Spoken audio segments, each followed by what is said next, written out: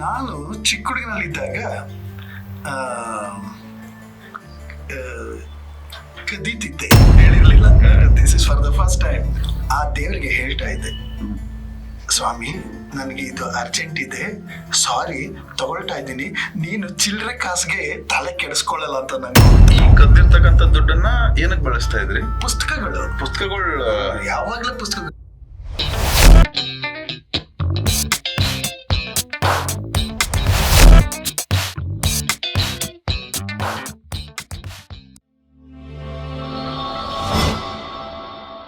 ನಮಸ್ಕಾರ ವೀಕ್ಷಕರೇ, ನೀವು ನೋಡ್ತಾ ಇದ್ದೀರಾ ಜನತಾ ನ್ಯೂಸ್ ಕನ್ನಡ.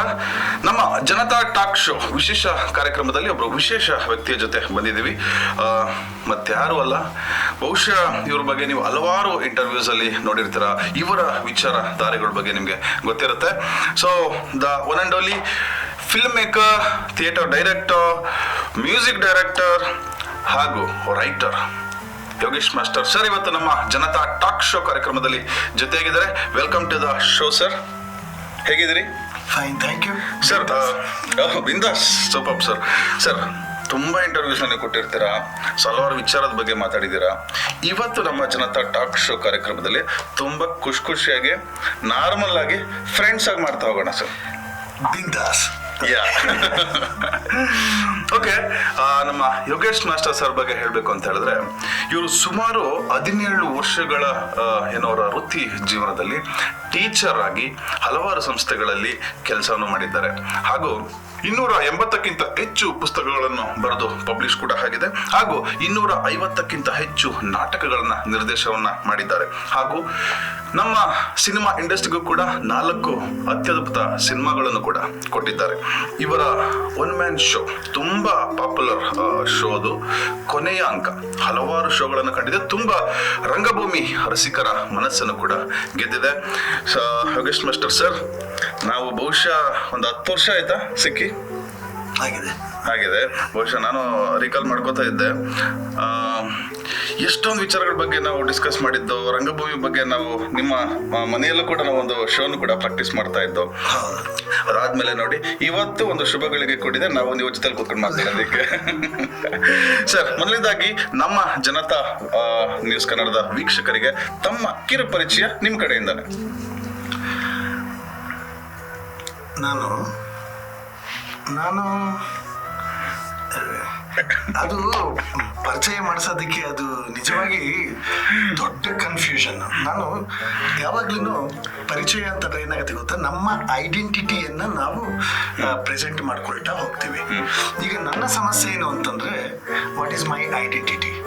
ನಾನೊಬ್ಬ ಸಂಗೀತಗಾರನಾಗಿ ಪರಿಚಯ ಮಾಡ್ಕೊಳ್ಳೋದು, ಟೀಚರ್ ಆಗಿ ಪರಿಚಯ ಮಾಡ್ಕೊಳ್ಳೋದು, ಅಥವಾ ಸಾಹಿತಿಯಾಗಿ ಮಾಡ್ಕೊಳ್ಳೋದು, ಅದಕ್ಕೆ ನಾನು ಹಲವಾರು ಐಡೆಂಟಿಟಿಗಳ ಒಂದು ಅದು ಕಾಂಪ್ಲೆಕ್ಸ್ ಒಂದು ಸಂಕೀರ್ಣ ನನ್ನದು.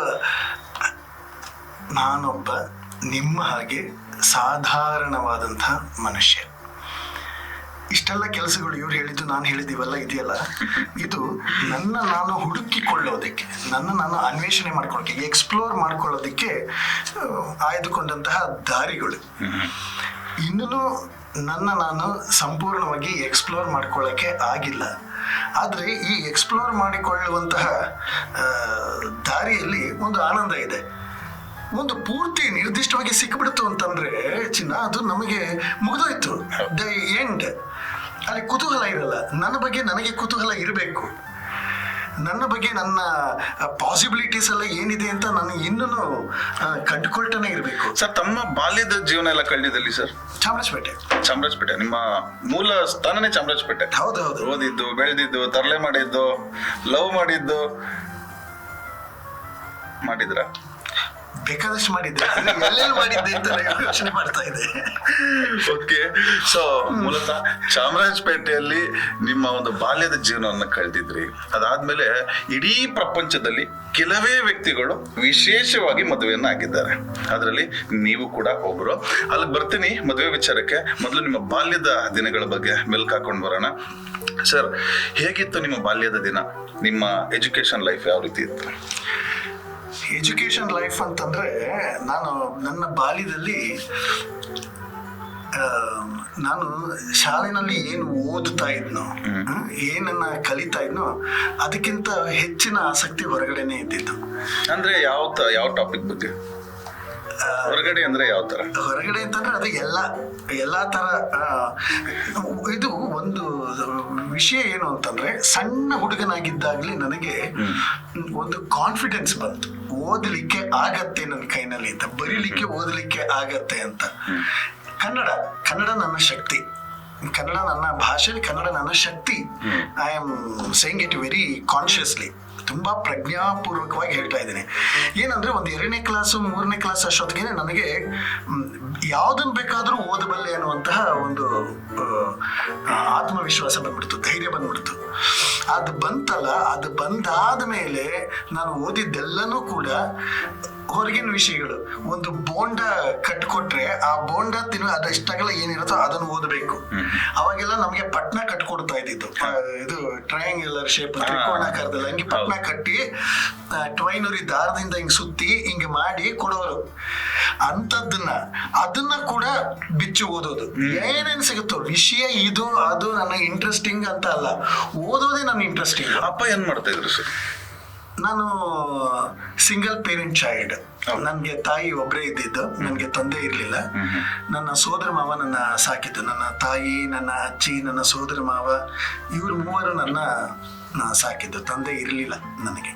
ಅಂದ್ರೆ ಅವರು ಡಾಕ್ಟರ್ ಆಗಿದ್ರು, ಮತ್ತು ಬೇರೆ ಬೇರೆ ಕೆಲಸಗಳನ್ನ ಕೂಡ ಅವ್ರು ಮಾಡ್ತಾ ಇದ್ರು. They were separated before I was Born.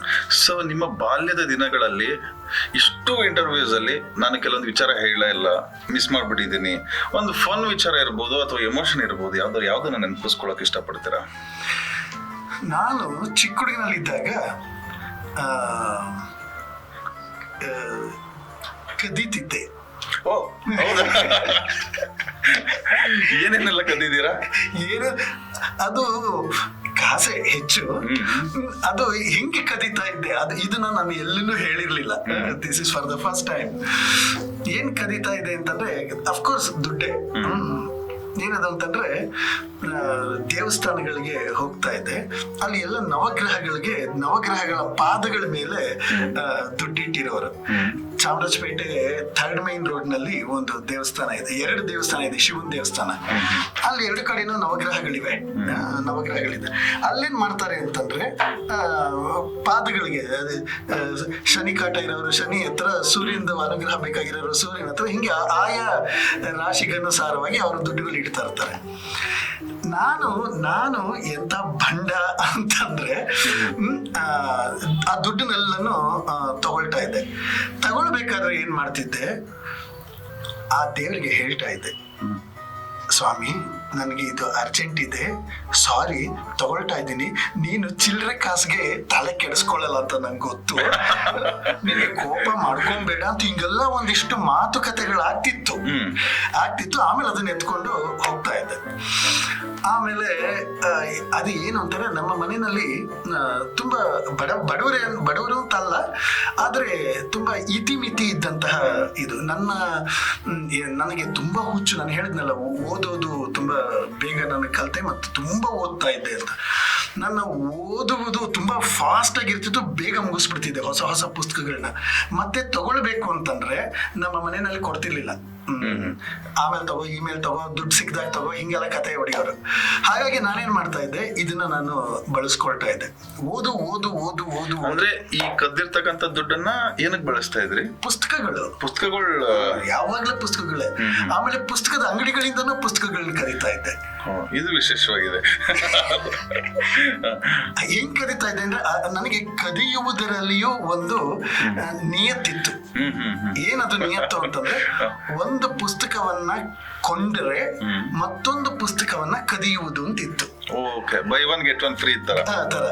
ನಾನು ಒಂದು ಪುಸ್ತಕನ ಕೊಂಡ್ಕೊಳ್ತಾ ಇದ್ದೆ, ನಿಯತ್ತಾಗಿ ಹೋಗಿ ಒಂದು ಪುಸ್ತಕನ ಕೊಂಡ್ಕೊಳ್ತಾ ಇದ್ದೆ, ಒಂದು ಪುಸ್ತಕವನ್ನ ಎತ್ಕೊಂಡ್ಬರ್ತಾ ಇದ್ದೆ. ಈ ರೀತಿನಲ್ಲಿ ನಂದಿತ್ತು. ಆಮೇಲೆ ನನಗೆ ದುಡ್ಡು ಕೊಡ್ತಾ ಇದ್ದಿದ್ದು ಅಂದ್ರೆ 4 ಆಣೆ 5 ಪೈಸದಿಂದ ಶುರುವಾಗ್ತಿತ್ತು. 5, 10, 20, 25, 50, ₹1 ಕಾಯಿನು, ಇಷ್ಟು ನನಗೆ ಸಿಗ್ತಾ ಇದ್ದಿದ್ದು. ಸುತ್ತಾ ಇದ್ದೆ 9 ಸುತ್ತಲ್ಲ 90 ಸುತ್ತು ಬೇಕಾದ್ರೂ ಆಗಿರ್ತಿತ್ತು.